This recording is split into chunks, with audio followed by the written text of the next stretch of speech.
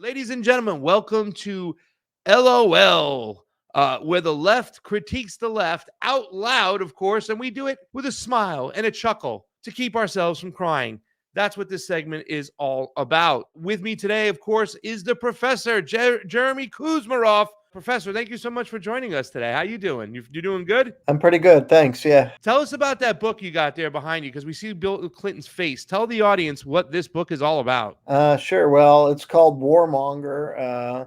How Clinton's malign foreign policies set the trajectory from Bush 2 to Biden. And it looks at Clinton's administration as a kind of turning point in modern American history, where with the end of the Cold War, you had voices like Robert McNamara, and these weren't lefties. Even people from within the establishment, and former war hawks saying we need a new peace dividend. Cold War is over. Our enemy has been defeated. We need to, cut the military budget significantly, spend the money on, human needs, on education, on healthcare, on infrastructure, on the environment.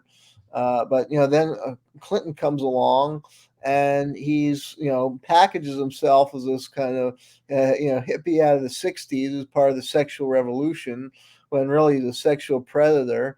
And he was tied with the banking and financial elite in the state of Arkansas, and he was really a hardcore Republican who packaged himself as a liberal and adopted economic policy that favored the investor classes, financial elite. And in foreign policy, he gave new justification for the warfare state by claiming the necessity of humanitarian intervention to stop genocide, like in Serbia. And that he won over the liberal crowd, who had been protesting against the Vietnam War. And, he basically hoodwinked liberals into supporting the warfare state. And he gave us, the war in Kosovo. And that was important, precursor to wars we've seen like in Libya and Syria and now Ukraine. And he basically set in motion the new Cold War by expanding NATO toward Russia borders in violation of a pledge by the Bush administration. So a lot of the disastrous policies we see today are rooted in the Clinton era, and that's the premise of the book. And we can discuss Haiti because the book does have a chapter on Latin America, and Haiti is an example of this phony humanitarian intervention that Clinton initiated. This is very interesting. A lot of people are talking about what is going on in Haiti right now. And the name that's constantly coming up, Professor, is Jimmy Barbecue Cherizier, right? And there's a couple guys out there. Dan Cohen from used to work for the Gray Zone, now works for Redacted, does his own thing. He's done some amazing work in Gaza. He did a video in 2014 about the Gaza war. And he's one of those guys who does go to Haiti. Now, he has a certain opinion, and he's worked with a guy named Kim Ives, pretty well known. And what's been particularly going on is that, and this is the thing that people have to understand, is that at the end of the day, no matter what, American intervention is there. They are involved. Haiti doesn't produce any guns yet. There's a ton of guns over there. They have a ton of minerals there, right? That, people don't understand. There's iridium there, which is up in the mountains, which is, a very rare mineral that's used by NASA and spaceships and all that other sort of things. But Dan Cohen with Kim Ives is one of those guys who's talking about Jimmy Cherizier, a.k.a. Barbecue, saying that he's trying to bring the gangs together. Now, when people think about gangs, they think about Bloods and Crips. It's not so much like that when it comes to Haiti. A lot of the gangs, and correct me if I'm wrong, Professor, because you have a lot of knowledge when it comes to this, a lot of the gangs in Haiti are like neighborhood protection. So they have little boroughs, little areas in which they have, like little checkpoints set up, and they're trying to keep other gangs from coming in. So it's more like a neighborhood watch. There's no doubt in my mind that you have all these gangs in particular that are still fighting with each other. You don't know who's who. Some are being funded by the NED. Some are being funded by the government. At the end of the day, I think destabilization is the goal for the imperialist state, to make sure that Haiti is completely destabilized so they can extract those resources for pennies on the dollar, including the gas, including the oil, including the gold, and especially the iridium. Plus, I think there's a little sense of, hey, you guys led the Bolivarian Revolution in an uprising, and we got to make sure that you never act out of place ever again. And if you do so, we're going to spank you. So it seems like a higher stakes vendetta when it comes to the United States and Haiti. Now, our other friend, Danny Shaw, and we've talked about Danny Shaw. Danny Shaw is a great friend of mine, too, as well. I've been in Nicaragua with Danny Shaw. I've been in Brazil with Danny Shaw. Danny Shaw came to the Rage Against the War Machine. I mean, I love Danny Shaw. He is my dog. He does some amazing work. He speaks Portuguese when he's in Brazil. He speaks Spanish when he's in Nicaragua. And he speaks Creole when he is in Haiti. And the reason why I'm kind of getting this out right now, because a lot of the show today is not going to focus on where Haiti is today. We understand the number one problem, like always, as leftists, that American intervention is the problem.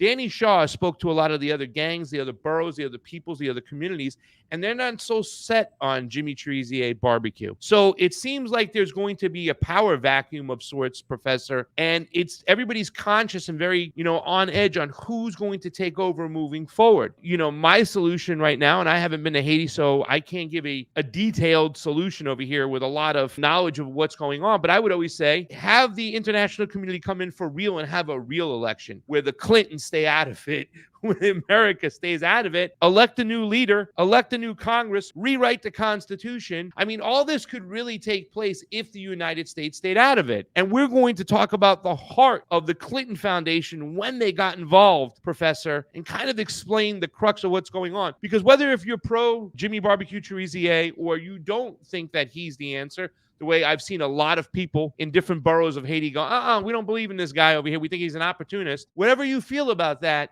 at the end of the day, we can all agree that American intervention is the number one problem. True or false, Professor? Well, I think there are internal problems in the country, but I think, historically, the United States has exhibited hugely negative influence.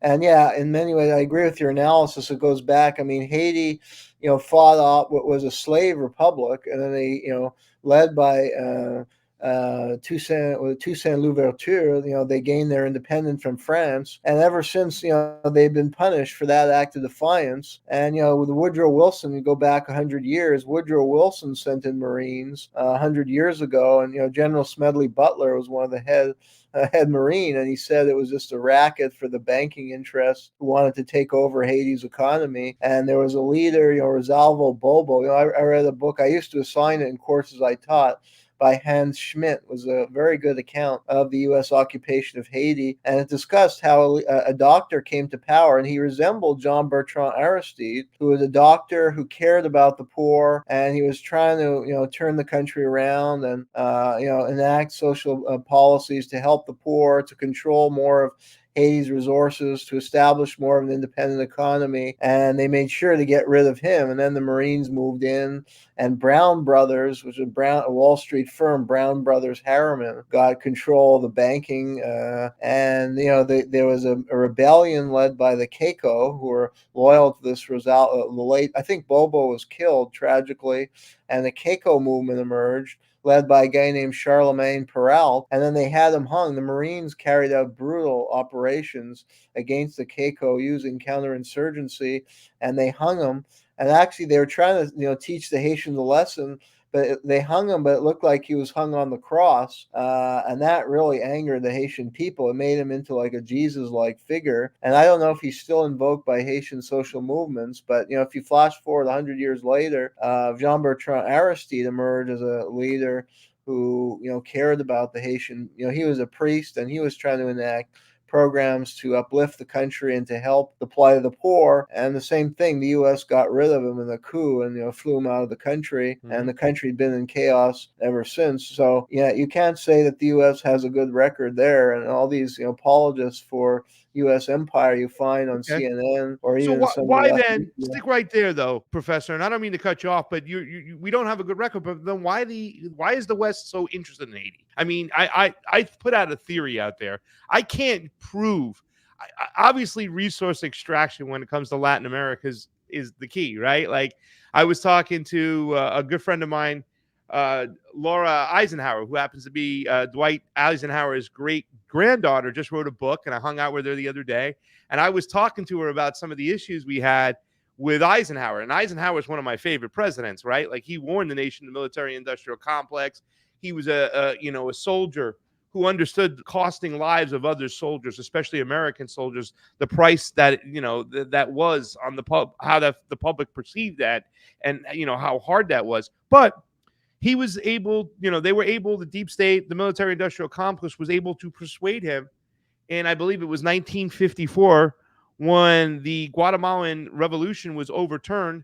Arthur Dulles of the CIA convinced Eisenhower to go in there, and I think it was Jacobo Arbenz, right? If I'm correct. He was overturned, and he had nationalized the banana. And the UFC, which Arthur Dulles was very heavily invested with, went back in there and took over the banana fields. Took over that cash crop. Well, in Arbenz's case, actually, he only offered to pay for fallow land. The United Fruit Company owned much of Guatemala's economy, and he didn't go nearly as far as like Castro in nationalizing it. He simply wanted to take over the fallow land and offered a settlement for the United Fruit Company, but they felt that the settlement was too low. So that was the reason. They were so greedy. Yeah. So why is the West interested in Haiti? Is it about the resources, or is also my theory of the Bolivarian Revolution? Is that somewhat correct too as well? Yeah, I think it's a bit of both. It's the resources, and it's just what Noam Chomsky used to call the threat of a good example, and that I think is the same point you're making about the Bolivarian Revolution. They don't want a strong independent Haiti, like a strong independent Venezuela or Cuba, serves as a model for the rest of Latin America, and these countries can join together and form an anti-American bloc that will, adopt socialistic economic policies, or policy that will benefit their economy, and they'll be less dependent on the United States and not susceptible to exploitation from the United States. So that's the fear. So Haiti, even if they're not, that rich in resources, which in the case of Haiti, I think they do have some considerable resources, but I think a lot of it is the threat of a good example. So that I think you're correct. Here, let's bring it to my next question. Let's talk about Clinton, because the Clinton administration, and they made it look, I remember seeing some of the stuff on CNN. They seemed like they were so concerned, Professor, like they really did care about Haiti and the NGOs and whatnot. Talk about Clinton and his apology for forcing Haiti to drop tariffs on imported subsidized U.S. rice. Correct. Yeah. In 2010, Clinton admitted that he had decimated his administration, when he was president, had decimated Haiti's economy by dropping those tariffs, which he said benefited Arkansas, agribusiness and rice producers, but it made, Haiti, local Haitian producers couldn't compete with U.S. agribusiness because of the dropping of those tariffs, and it thrust many of them into bankruptcy and bred poverty. It enriched the Arkansas rice producers, wiped out the Haitian rice crop. So it was a calamity for the country, and he admitted that. And that was these free trade agreements that Clinton signed had terrible adverse effects, including in Mexico. And now people are crying about the immigration crisis, but they don't link it to U.S. free trade policies promoted by Clinton and other administrations that benefited U.S. agribusiness at the expense of local farmers who went out of business, and it devastated economies like Haiti's. Well, I was going to say, talk about what he did in 1994.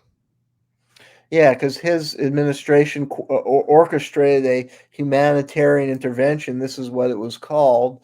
And there had been a coup. Jean-Bertrand Aristide came to power in 1991, trying to initiate programs for the poor and a more socialist-oriented economy.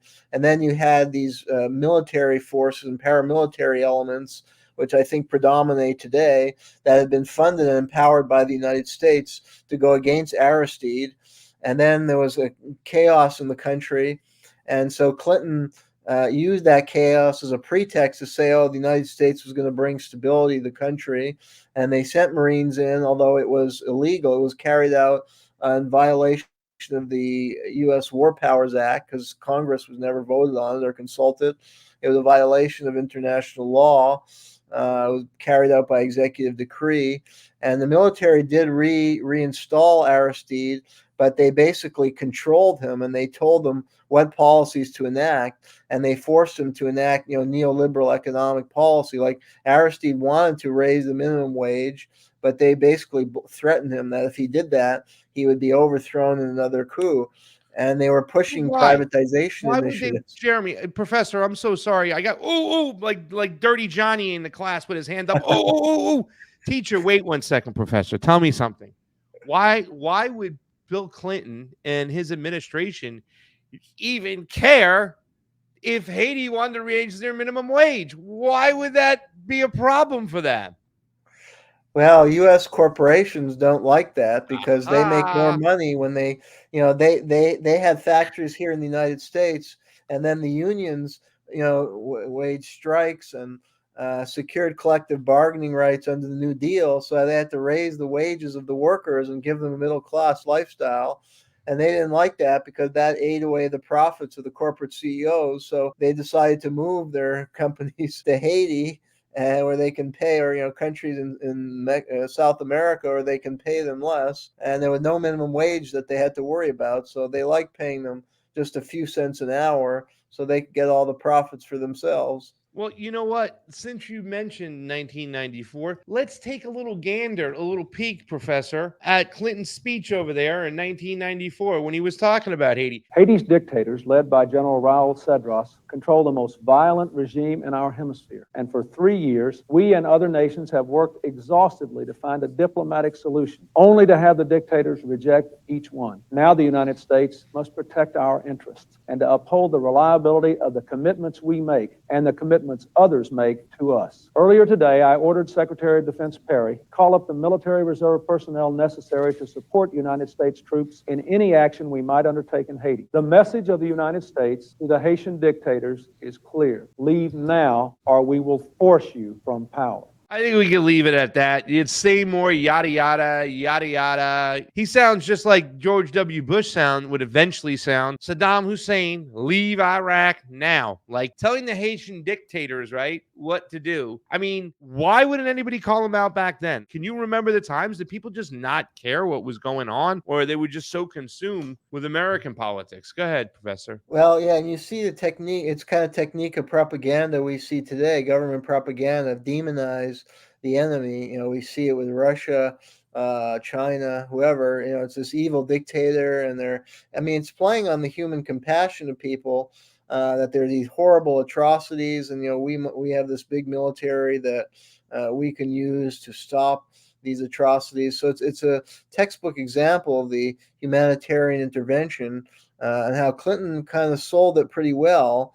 And I think a lot of the liberals were captured by it. They felt that Clinton was, he, again, as we discussed, he would package himself or his handler as a child of the 60s who had been against the Vietnam War, even though that was very deceptive. He was really recruited by the CIA and was an informant on the anti-war movement and was tied with the Arkansas banking elite. But the image he projected was of this kind of remnant of the 60s, and now he was going to use the military to do good. Unlike Vietnam was a bad war, but we can avenge Vietnam by doing something good. And I think people believe that mythology. And, unfortunately, a lot of Americans, even, liberals, don't know that history that we were discussing. They've never read the Hans Schmidt book about how bad the U.S. behaved in Woodrow Wilson's time to screw up the country, and how these financial interests, often drive U.S. foreign policy. They're not really attuned to that, and that's what Clinton's not saying, how the U.S. interests include corporate interests, and that they really want to plunder Haiti's economy and keep it weak, and that's the real motive for intervention. But he's never going to say that, and Americans aren't conditioned really to think that way. Through the education system and media and what presidents tell them. So a lot go along with that kind of rhetoric, and it worked. There were no protests at all against this or other military interventions under Clinton. And a lot of people who had been involved in the anti-Vietnam War protest were silent, and their kids were self-consumed. They weren't protesting on college campuses against U.S. military intervention in Haiti in those days. Yeah. And somebody just put up, I thought you saw it, maybe you saw it, different country, different circumstances, same stale troops being used today. It's the same thing. It's the same old book, and this is one of the reasons why I bump heads with a lot of my, populist right friends when they constantly yell about the border, the border, the border. Well, it's American intervention. Hey, did you know, Professor, we got 5 more bases going up in Somalia coming soon to a theater near you, as well as about 20 new bases over the last year being constructed, and then through next year to reach 100 bases in Latin America. And I assure you, ladies and gentlemen out there, they're not the Boy Scouts that are hanging out there. They're troops that are there on foreign land to make sure that imperialism stands and the corporations thrive. It's true fascism, ladies and gentlemen. True fascism. Let's talk about the earthquake, Professor, because the earthquake has a lot of, tentacles from the Clinton Foundation or the Clinton Initiative, whatever you want to call it. What happened during the earthquake, which allowed the Clinton administration, or I should say the Clinton Foundation, get their grubby little paws all over Haiti? Well, yeah, then Clinton was appointed as the director of the earthquake relief operation, and he used his position to help provide government contracts to donors to the Clinton Foundation. And there are examples that we know of. One is a South Korean company. A major project was an industrial park, and the contract went to a South Korean company, say a trading company, that had gifted the Clinton Foundation $100,000. So, it's not Haitian companies, it's foreign company that gave money to the Clinton Foundation, and the money is not staying in the country. Any profits from economic activity is going into the pockets of wealthy outsiders. And then there was, Warren Buffett. He was providing, I think it was trailers for the earthquake, for the relief aid workers. And the trailers was for there was toxic chemicals in the trailers, and people were getting sick and exposed to those toxic chemicals. And he was making money off this. And then even remember the Hillary Clinton's family were making money, like Hugh Rodham, her brothers were getting contract, company they own were getting contracts. And Tony Rodham was on the board of a mining company from North Carolina that got a lucrative contract in this period. And the former Haitian prime minister was on the board as well.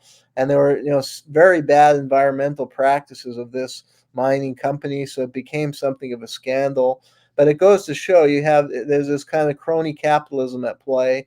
And instead of helping to rebuild the country and help Haitians gain control over their own economy and resources, you have all the money going to foreign corporations that fund the Clinton dynasty, essentially. And there's just a stench of corruption, and then the quality of products, as epitomized in these trailers, is very poor. And Haitians have poor environment because of this, and they're just treated like dirt. The people are treated like dirt. It's a shame. We got about 6 minutes left on this particular subject over here. You can see right over there, we put up that Hillary's brother landed lucrative gold mining permit in Haiti after Bill Clinton helped recover from earthquake devastation. That's a funny pun there, because they never recovered. They've been down and out ever since. They were already having issues before, but now they're really in the shambles. You said the Clintons honeymooned in Haiti in 1975, huh? Yeah, I read that. So they have a deep connection to the country, but I guess, they don't really. I mean, it's more of like everything with the Clintons is superficial, They want to make you believe that they're these do-gooders. And, people who knew them said this. They couldn't stand the phoniness of them. They were totally different people behind the camera. In front of the camera, they gave a good face. I mean, now many people see them for what they were, but for a long time they pulled it off, and they still have many admirers, particularly their generation. I think there's a breach between younger people and the older Democrats who still believe in the Clinton mystique, compared to us. Our generation and younger don't see the Clintons as corrupt and everything that's wrong with American politics, but older people still love them. And they pulled it off, but behind the camera they were monsters. People who knew them even back in their days in Arkansas when Bill was the governor, like people who worked in the governor's mansion, they referred to Hillary Clinton as the devil. And they were horrible, horrible people, and so many of the things they did, and so corrupt. And I can go on and on about that, but we don't have that long. So. I want to play the video really quick since we're running close on time, of the natural resources. Jamie, if you can fire it on up. It's funny, the Clintons, right? So they honeymooned in Haiti. They also went to anniversaries at Epstein's Zorro Ranch. Like, these guys have a really weird place to when they want to go celebrate something. Let's throw this up over here too as well. We talked about Haiti's natural resources, right? Resource extraction is a very big part of empire. They go in there, they destabilize the countries, then their corporations can extract the resources for pennies on the dollar. I think what we see in the Congo now today, where we have children working in the mines at a regular basis. I mean, this is something about Haiti. Take a look at this here as well. Haiti has an extraterrestrial material that is found nowhere else in the world. except South Africa, and it's the purest in Haiti. 65 million years ago, an asteroid landed in this space. We have an asteroid mountain in different places. It's the remain of this asteroid that is so heat resistant that they use for spacecrafts. 1 ton of Haiti's iridium is worth $45 billion.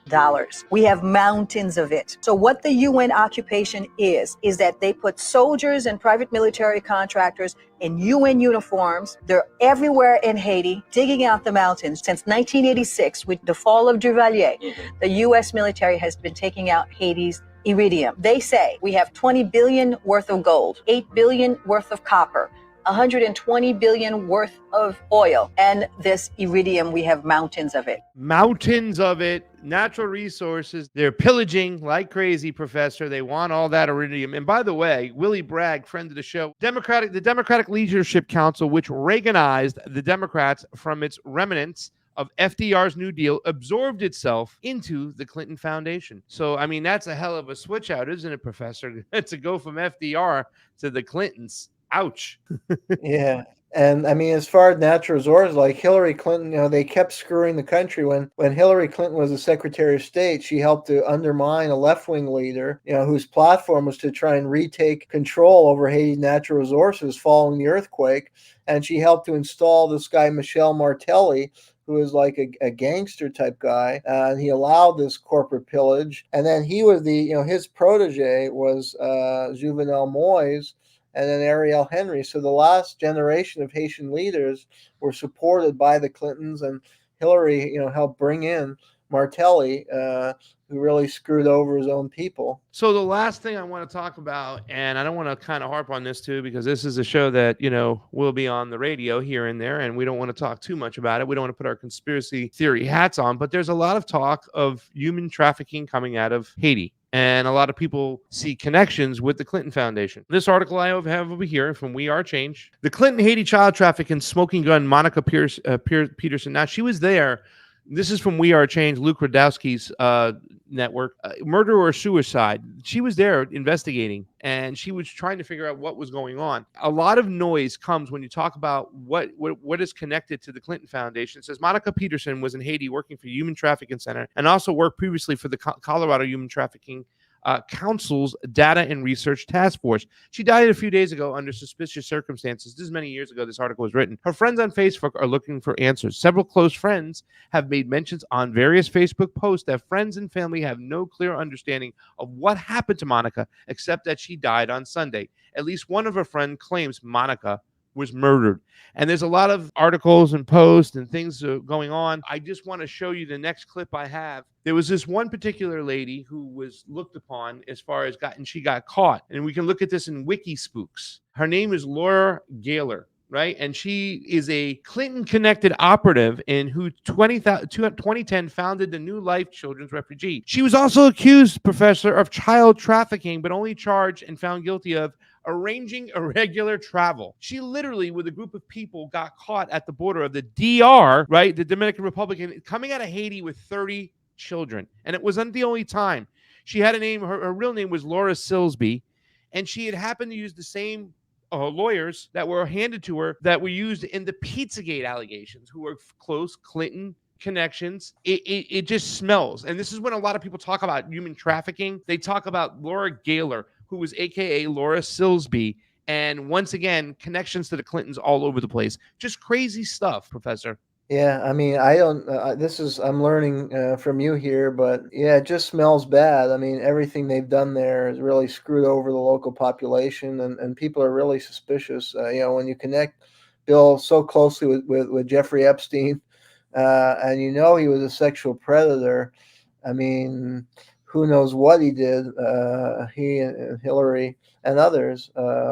You don't know how bad it is. And yeah, some of the people investigating turn up dead. So that tells you something too. Yeah, and this is something I don't want to talk too much about. I just want to give people a little piece of a little knowledge over that. Let them go investigate themselves. Look up Laura Gaylor, ladies and gentlemen. That's it for the end of the segment. The Clintons in Haiti, how they ruined it, they pillaged it, they screwed it up on purpose or by accident. Either way, I think a lot of people, Professor, got to point the finger at the Clintons for the state of Haiti today. Agree or disagree? I would agree. I think they had a terrible impact in Haiti. That was one of the accurate things Donald Trump said, although I don't think he's a friend of Haiti either. But I remember in the election, he was rebuking the Clintons for what they did in Haiti and how they're hated in Haiti. And that was accurate. All right, guys, that's the LOL segment right here, ladies and gentlemen, where the left critiques itself and laughs out loud to keep from crying.